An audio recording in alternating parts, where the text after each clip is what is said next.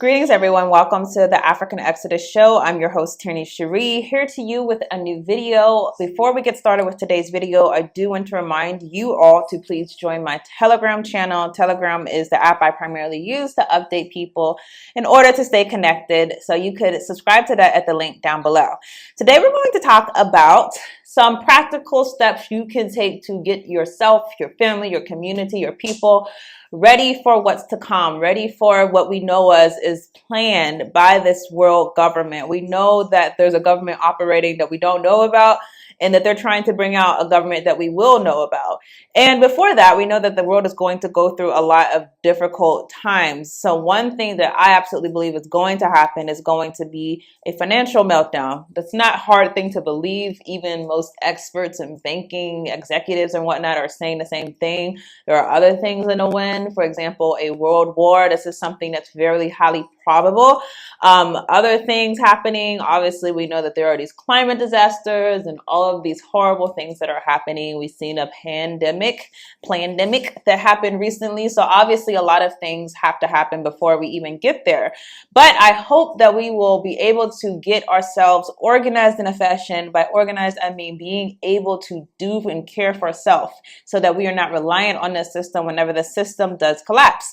So what I'm going to talk about today and what I want to share with you today is about homesteading. Homesteading, really, I'm not going to be one of those people that uses other people's definitions or whatnot. We're going to just talk on a basic level. Homesteading is essentially saying, if the world system were to collapse, would you be able to take care of yourself, those living with you, based on what you have at your disposal at that time where you live? Okay, so for example, we know that if the electric grid goes down, you're not going to be able to drive your car too much longer. You're not going to have access to gas if the electric grid goes down. Over time, your car will run out of gas. You won't be able to leave the home. You won't be able to go to the stores. The stores all get food that brought into them by cars, by trucks, by things that require oil. You're not going to be able to rely on the electric company, obviously. You're not going to be able to rely on water utilities. You're not going to be able to rely on many of the things that you're accustomed to relying on. So to me, on a basic level, when I think about homesteading, in that scenario, in that end of the world, end time scenario, are you going to just die, because you don't have any access to the grocery stores, you don't have access to clean water? Or are you able to leverage what you have where you live so that you can survive this madness? This is something our people should have been focused on. And I say that because even when we have access to these things such as water and food and stuff like that, because the system controls it, they're able to use it against us. So for example, if you think about Flint, Michigan, the water companies did what? They contaminated the water. Children were getting lead and other illnesses. This is a system that was adverse to us, yet we relied on it. Same thing happened in Jackson, Mississippi recently with the water quality. Obviously, food. We know food that is being brought into African communities is always the worst of the worst, always GMO, modified, has chemicals in it, it's low quality, it's the type of food that has been linked to cancer and other diseases.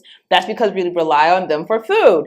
So we rely on them for food, we rely on them for water. What else? Shelter. The housing that we rely on, many of us are inside of decrepit and old houses that have different issues with lead paint. These are the things that we rely on them for. And because we rely on them, those who hate us, think about it, you rely on those who hate you. Those same entities use that to oppress you. So we should have been on that self-sufficiency focus and tip if you would have listened to the leaders, if we would have listened to the leaders who came before us.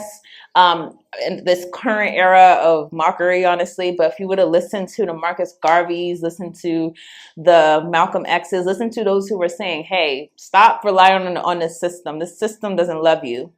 Be able to do for yourself, be able to separate. Had we listened to them, we would be in a very different circumstance. You wouldn't be looking at the water company to give you clean water. You would have a plan and a means to get clean water on your own. Now, probably not living in New York City, which is the land component we're going to talk about. But certainly if you're living inside of a community where you have access, you've already thought that out, you've already planned that, and I get my water right here, I could go to the stream, then you're not going to be in that circumstance where you're now looking at the same system that hates you to have done right by you. So let's just talk about homesteading. I have some points I want to make sure I hit. So I said, obviously, we're talking about what happens if the grid goes down. What do you need in that instance? What do you require? There's things that you might think you require, but you don't require. And that's one thing I've realized living here. There are things that you think you have to have that you really don't have to have. One thing is electricity. Yes, I know. In fact, I think I wanted to read a segment from the book I've been reading, Surviving Off Grid. I think we'll read in another segment, but it's true. You don't require power to live. Like, I know that's crazy to think, but you will see when you don't have power for a day or 2 days, you will realize that, okay, it sucks not having power. It sucks not having electricity, but do I need this thing to live? No, you don't need this thing to live. If you plan for it, that's the key. Planning for it to go down, planning for it to not be available. But if you look at the things that you do require, obviously food, water, shelter. Those are the main things. There are other things, obviously, like hygienic things and stuff like that, but those are things that you can also figure out within the realm of food, water, and shelter. So food, water, shelter, those are the things that are requirements. Those are the things that you need. With those three things, I would say plan out and think, if I were to not be able to have the government, or if I were to not have a job to where I don't have financial income, I'm in that circumstance. And so food, water, shelter now becomes an issue. How can I make my living situation work so that even in that situation, my family's good, my community's good, whoever you're linked in with and plugged in with, those people are good. So one thing you want to think about is where you live, obviously. That's a big problem. We talked about this last week when we spoke about living in Africa versus living in Babylon, living in Babylon, USA, Babylon, Europe, wherever you live. There are different issues that you're going to face versus if you're living in Africa, or if you're living inside of a Caribbean, or if you're living inside of other places where the planning of the society is decentralized. That's really the focus as far as, what's the difference Africa, outside of being, just an awesome place where we're all from, or our homeland, or the Holy Land. Outside of those things, just on a basic level, decentralized governments, or governments that are not even able to exercise the same authority that the Western governments exercise, that's going to be of a benefit to you. But even on a micro scale, if we're talking about living within the borders of Babylon, we spoke about the fact that you probably want to move somewhere where it's not, the state is not going to overly try to regulate your life. New York City is probably not the best place. Any city is probably not the best place. You probably want to look for country. You probably want to look for places that are not highly industrialized. Those are the things you want to think about. So first, obviously, you're going to start with where you're going to live. Now, there are people who are moving towards what they call urban homesteading. The only problem with urban homesteading, and it's not a problem, for us, because we should think this way, but I would really advocate that you, first of all, again, you still have to have access to water. That's a basic need. You have to make sure you know where to get your water. But the other issue with urban homesteading is that you have to make sure that you are with people who are of like mind. You need to be able to not be in a position where you're on one floor and someone's on all these other people on the other floors are living completely separate or different ways, because it's not a sustainable, long-term sustainable arrangement. You don't just want something to get you through a week or a month. You want something that if the system never comes back, and I know that's like an extreme circumstance, but this is how we should be thinking, right? Because the system was never built for us and to begin with. So if the system never comes back, if the system never rescues you, that you would be completely fine. And that's a real barrier in urban situations with absent community. And that's going to be very difficult for a number of reasons. But of course, you want to figure out where you're going to live. I think land is the biggest thing that you need to have. If you can't do it solo, because obviously many of our people are limited financially, strongly encourage connecting with other brothers and sisters. That's another difficulty, obviously, because you have to find people who are like-minded. And that might be difficult, but that's really something that you rely on, is being able to connect with people. It might take you educating them on the state of society that we're in order for them to understand the urgency. But having that ability to be with other people, that's going to be very necessary for you if you are in a circumstance where you're not able to go at it solo and have access to land. And obviously, you want to know your state statutes. You want to know what your country statutes are as far as regulations. A lot of countries or a lot of states or a lot of localities are very much, they have a lot of requirements as far as having animals, so you probably want animals to live, right? So they might have a lot of requirements for that, a lot of requirements when it comes to how you build your farm or your garden. So these are the things you also want to think about. Now, there are just a couple ways I would say you can go about this. The big way that you might want to consider if you're inside of a circumstance where you're not able to have access to land is obviously doing some type of community type of arrangement, some type of village arrangement where everyone is able to meet each other's needs collectively. Now, that's something I definitely advocate. But of course, again, the barrier to that is finding people who are like-minded. Pretty hard because the system is working very hard to distract our people. While we're talking about trying to be self-sufficient and being able to live off the land, a lot of the system is telling people, hey, you got to get the next iPhone. You have to see what's going to happen on Netflix next week. Hey, you have to see what's going to happen with this team tomorrow. You have to see what's going to happen with this celebrity tomorrow. So they're taking us in different directions instead of taking us to the land. That's where we're finding our ability to care and take care of ourselves. So that is a big problem when it comes to trying to find community, is that most people are literally in the matrix, I said the West is the matrix. A lot of people are in the matrix all over the world. So if you're in the matrix or your neighbor's in the matrix, you're going to have difficulty finding those types of people. So the other alternative, though, is basically planning a homestead. A lot of people think of homesteads as like, I'm going to live alone. I don't want no one bothering me. That's not how I look at it. To me, it's more of a way to, one, empower yourself, empower your family, but also empower your community, because you can really be an example of what self-sufficiency looks like. Many people scare or are frightened away from doing certain things because they haven't seen it, because they don't know it's possible. So you can be an asset to your community. You could be a resource to people who need help. Those are so many of the benefits of homesteading. And so those are some reasons that I would absolutely advocate that you look to do that. So you have different people who will get acres and acres and acres of farm, which you're going to see as far as, I'm going to show some footage, but as far as me for right now, like we're building our house right now here in Ghana, and we don't have acres and acres. And right now I'm planning on homesteading on a micro farm. So that's going to basically be a garden, a yard, but it's not going to be huge.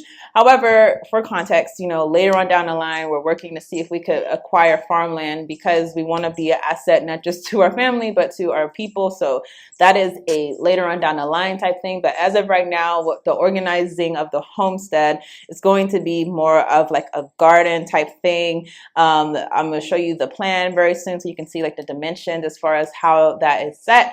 But that's what we're doing as of right here and now. That is, I believe, an option. Some people say, oh, that's not enough for you to take care of yourself. I believe if you're very smart with utilizing your space, you can absolutely be able to feed your family off of like a backyard situation. But again, you have to be smart. You have to prioritize certain crops over other ones. For example, are you going to plant a bunch of cucumbers, although I like cucumbers and I will certainly have cucumbers? Are you going to plant a bunch of cucumbers, but not something that is like you have to have? Like, so there are survival crops like potatoes, okay? Planting a potato where you could plant a cucumber is probably something you should go towards if you're trying to survive off of the land. Maybe planting kale instead of planting something random. Like there are strategic decisions you can make to make sure that, okay, we are going to have at least the things that we require. Now, obviously, there's other things you have to learn. Something that I'm sure I'm going to be able to document on here is that I'm going to have to learn how to can. I already have my canner. I've played with it a little bit before I left.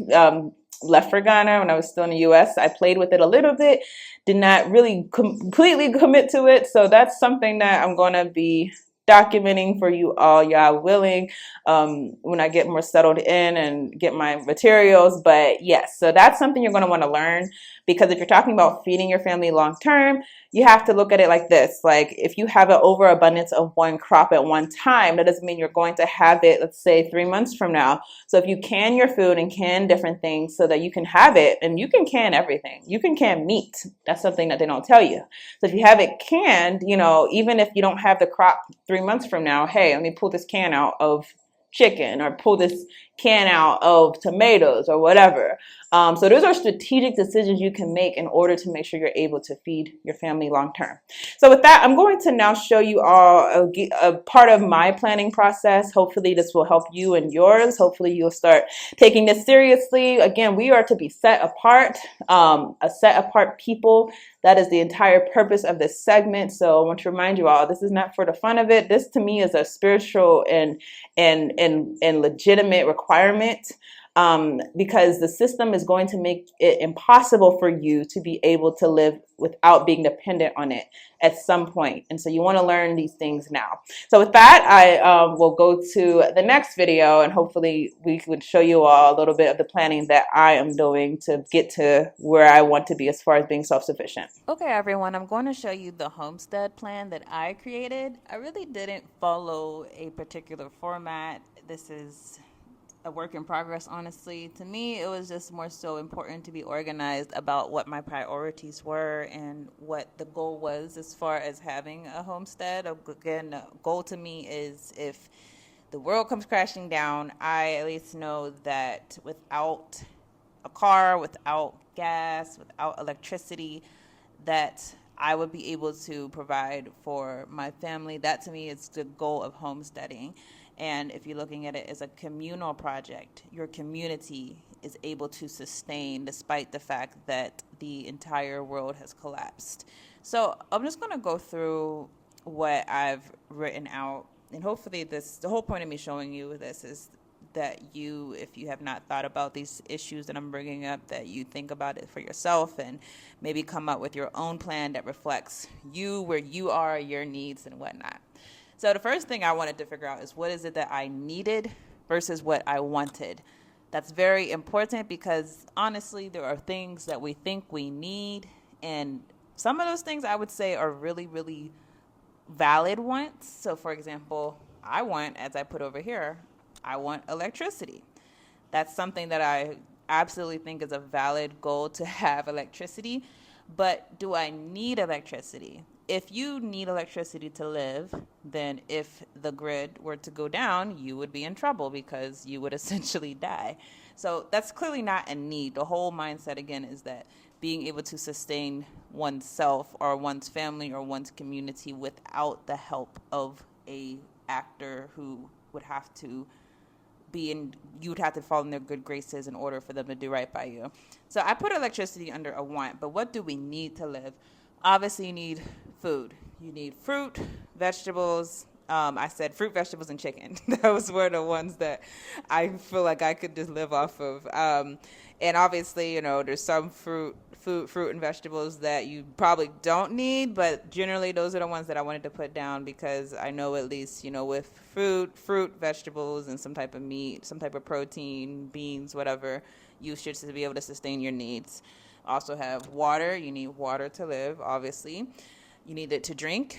Also, hygiene is important, so that's another aspect of water. And then a way to heat food, that is also important, obviously. So those are the needs that I wanted to plan for. Outside of that, everything else is an add-on. Everything else is an addition. These are the central things to me that needed to be prioritized. So following with that,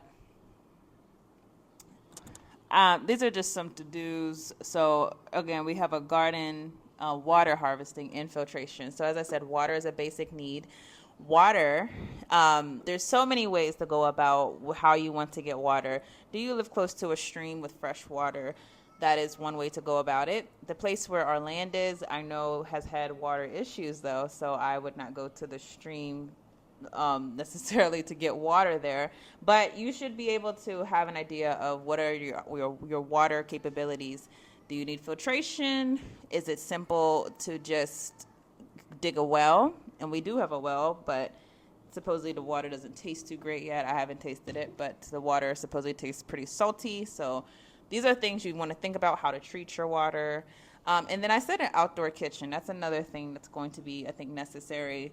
Having a means to cook that does not rely on gas being transported into your kitchen. Having a way to heat your food, that is also important. And the great thing about being in Africa is that a lot of people don't heat their food with the technology that we think we require. You see it all the time, just driving around, just walking around. You'll see people with their own outdoor kitchens basically set up.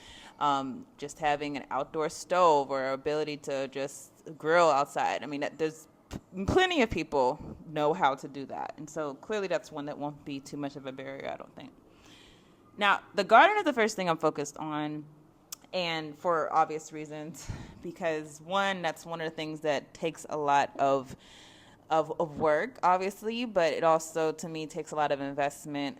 The place, which you will see, I'm going to show you in a video, that my garden is going to be, for our home garden is going to be, the actual land is not too fertile. So that's going to be an investment of time. That's going to be an investment of trying to find the right soil quality, transport better soil, trying to mulch the land, doing what you need to make that a thriving environment.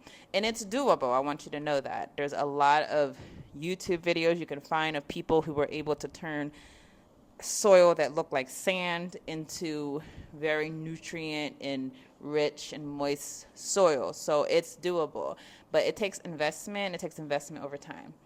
So as far as the type of garden I'm going for, if you haven't heard of the concept of food forest, I like this concept off front because I don't like the idea of just having this vegetable here, that vegetable here, and that vegetable here, when different vegetables can play off of each other. Different fruits and vegetables can play off of each other. Some will help each other as far as like nitrogen fixing. Some will help each other as far as pest control. And so to me, I always like the idea of a food forest where you would have multiple fruits and vegetables working together in an ecosystem where they're complementing one another. And to me, that gives me more of a vibe of a garden. To me, I look at the whole idea of doing this whole off-grid and self-sustaining lifestyle as one that's honestly kind of a return in a way, obviously not fully, but in a way as far as being inside of a Garden of Eden, a place where the forest is self-sustaining. You know, this is what I imagine. Of course, this is not necessarily scriptural, but a self-sustaining forest that works together, that's minimum labor. And that's one thing that you learn about food forests from people who've done them, is that once it's up, once it's thriving, after that point, it kind of takes care of itself. You know, your work that you're doing is not maximum work. You're basically just doing things here and there to help the forest maintain vibrance. And that's something that I always liked about the concept, as well as having them play off of each other, because I believe in organic farming, and so I don't believe in getting pesticides and all those things. And there's natural ways to do that. And a very simple natural way is just planting certain vegetables or fruit that are good at warding off a pest, instead of planting ones that are just singular and maybe don't have the same effect on the environment. So here I just wrote down what are the things that I want. I know there are things that are more like necessary. Potatoes are a really good necessary crop to me.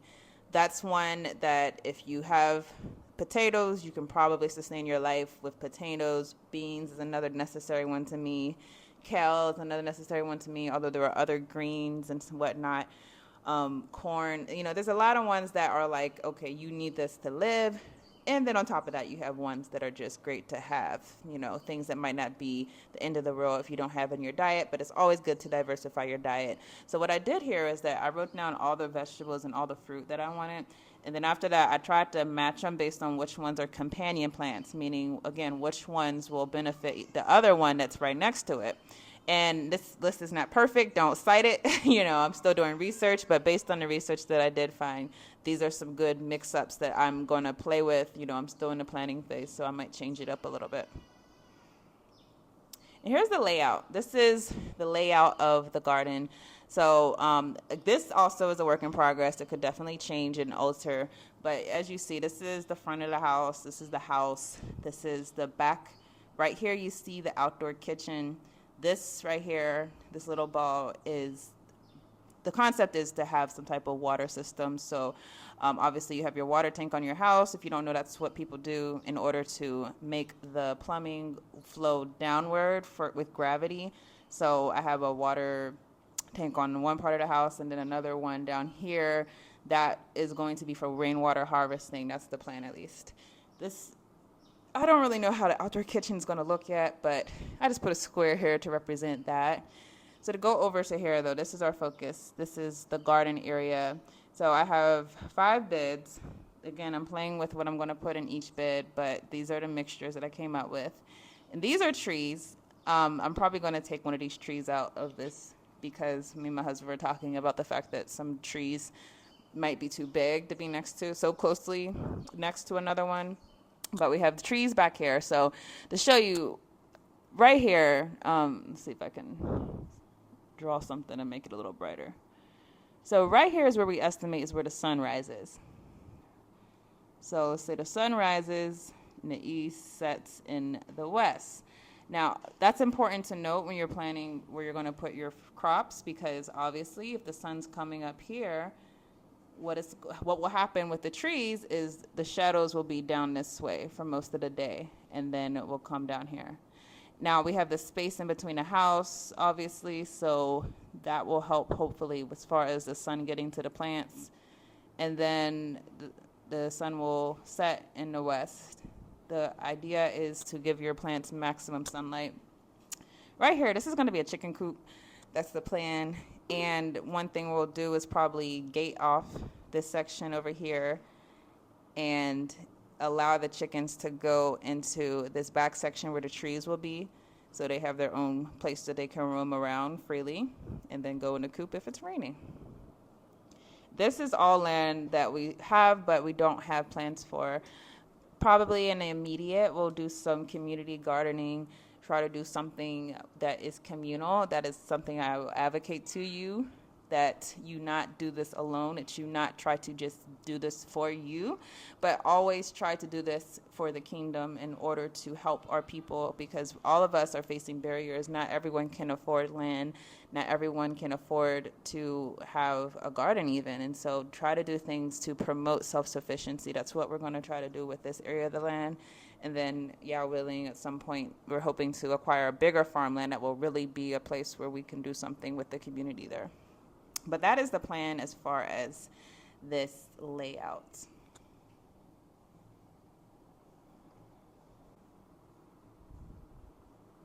Here's some visuals of the land for you, just to give you an idea. These are some guys that were helping us as far as trying to map out exactly where we're going to put the coordinates. So the way we were able to do it, we have 25, for the garden will be 25 feet by 50 feet.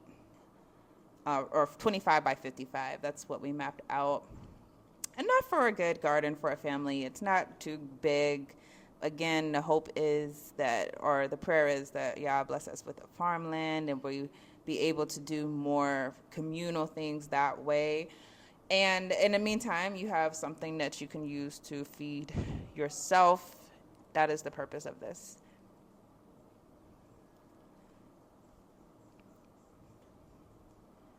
So yeah, this area, a lot of work needs to be done. Hopefully, we're planning on going tomorrow, actually. So hopefully, the land is ready to have some bids put down. We're going to go with the no-till method. That method is one that is widely used, again, in the YouTube circles. So this is some research you can do for yourself as far as how you want to till your land. But the no-till method, essentially, instead of tilling your land, you pile the soil on top of something that's going to be a barrier. So we're going to try to do that on cardboard. So everyone, this is the land that we are building our homestead on. You can see over in the distance, they are actually working on the house. But this right here is our project for today, the actual garden. So you can see we've put up the markers out already. Start small, plan out as far as what we want to grow. The first step though, obviously, is going to be clearing the land, and so that's something that they're going to be working on. In addition, we also have to figure out how to get good soil over here, because this part of the land you can see right here, soil's not too great. So we're going to bring some of the soil from other parts of the land that have more nutrients and bring them over to this back. So that's going to be another project. And obviously fencing it off, we have a lot of cows that go through here on a frequent basis, and so we're going to have to really do really good hardcore fencing.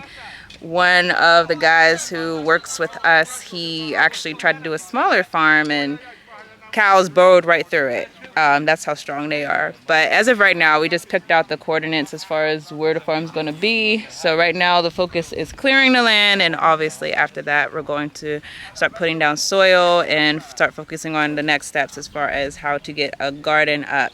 So this is step one, and I will update you all with the rest. I unequivocally rejected the racist assumption of much white American Christianity, namely that God had created the black man inferior and that he had intended Negroes to be a servant class, hewers of wood and drawers of water.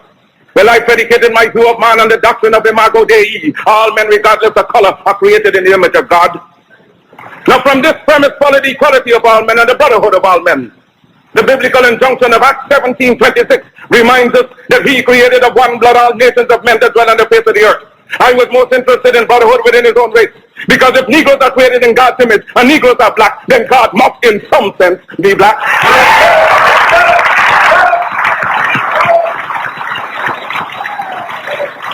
If the white man has the idea of a white God, let him worship his God as he desires. We have found a new ideal, because whilst our God has no color, and yet it is human to see everything through one's own spectacles. And since the white people have seen their God through their white spectacles, we have only now started to see our God through our own spectacles. Because the time has come for the black man to forget his hero worship of other races and to create and emulate heroes of his own. We must canonize our own saints, create our own martyrs, and elevate the positions of fame and honor black men and women who have made a distinct contribution to our racial history. Sojourner Truth is worthy of a place of sainthood alongside the throne of Arc. Crispus Attucks and George William Gordon are entitled to the halo of martyrdom with no less glory than the martyrs of any other race. Toussaint Louverture's brilliancy as a soldier or a statesman outshone that of any other people. Hence he's entitled to the highest place as a hero among men. Because Africa's created millions and countless millions of black men and women in war and peace, whose luster and bravery outshone that of any other people. So why not see good and perfection in ourselves? We must inspire our literature and promulgate the doctrine of our own without any apologies to the powers that be. That's right, that's our God. Let sentiments and cross opinions go to the winds. We are entitled to our own opinion and are not obligated to or bound by the opinions of others. If others laugh at you, return the laughter to them. If they mimic you, return the compliment with equal force. Because they have no more right to dishonor, discredit you in manhood than you have in dealing with them. Honor them when they honor you. Disrespect and disregard them when they vilely treat you. Their arrogance is but skin deep, an assumption that has no foundation in morals or in law. They have sprung from the same family tree of obscurity as we have. Their history is as rude in its primitiveness as ours. Their ancestors were running wild in living in trees of branches like monkeys as ours. They made human sacrifices, ate the flesh of their own dead and wild meat from beasts for centuries, even as they have accused us of doing. Their cannibalism is more prolonged than ours.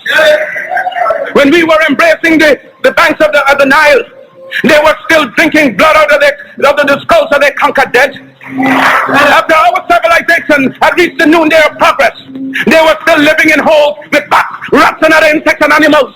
After we had already unfathomed the mystery of the stars and reduced the heavenly constellation to minute and regular calculus, there were still backwoodsmen living in ignorance and in blatant darkness.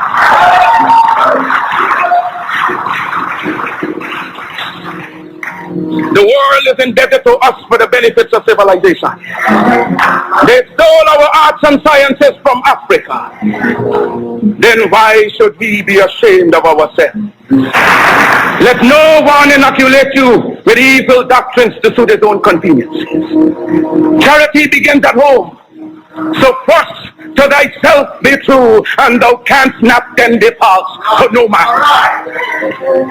Because God and nature first made us what we are. Never forget your God. Remember that we live, work, and pray for a binding racial hierarchy, whose only natural, spiritual, and political limits shall be God and Africa at home and abroad. With God's dearest blessings, I leave you for a while. One love.